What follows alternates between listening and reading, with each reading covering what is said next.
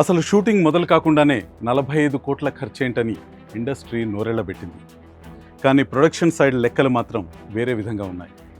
International location scouting, recce trips, hotel bookings, action planning, international crew commitments, look development, promo strategy, ఇలా రణ్వీర్ సింగ్ను మైండ్లో పెట్టుకుని చేసిన pre production అంతా బూడిదలో పోసిన పన్నీరైందని నిర్మాతలు వాదించారు.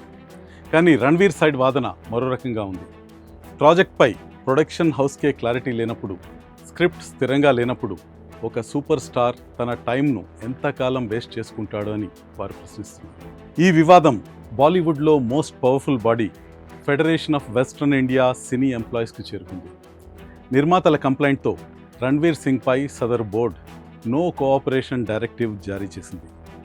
బోర్డ్ అడ్వైజర్ అశోక్ పండిట్ స్వయంగా మాట్లాడుతూ, ప్రొడక్షన్ టీం తమకు నష్టాల రికార్డులు సమర్పించిందని, అందుకే ఈ నిర్ణయం తీసుకున్నామని హింట్ ఇచ్చారు.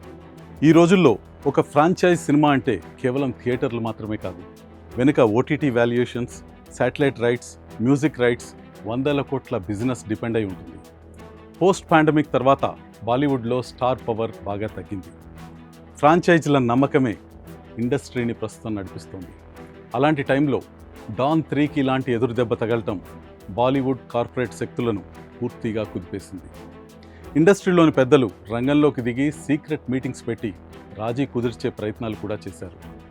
అయితే రణ్వీర్ సింగ్ ఈ వివాదంపై ఎక్కడా అగ్రెసివ్గా మాట్లాడలేదు. సైలెంట్గా మెచ్యూరిటీ మెయింటైన్ చేశాడు. అటు ఫర్హాన్ అఖ్తర్ కూడా అంతా మెస్సీగా మారిపోయిందని క్లోజ్ సర్కిల్స్లో అంగీకరించాడు.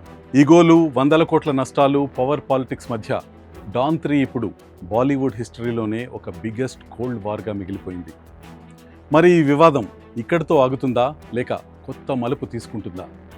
ఈ డాన్ సామ్రాజ్యాన్ని చేజిక్కించుకునేది ఎవరో తెలియాలంటే ఈ మైండ్ గేమ్లో నెక్స్ట్ స్టెప్ పడే వరకు వెయిట్ చేయాల్సిందే.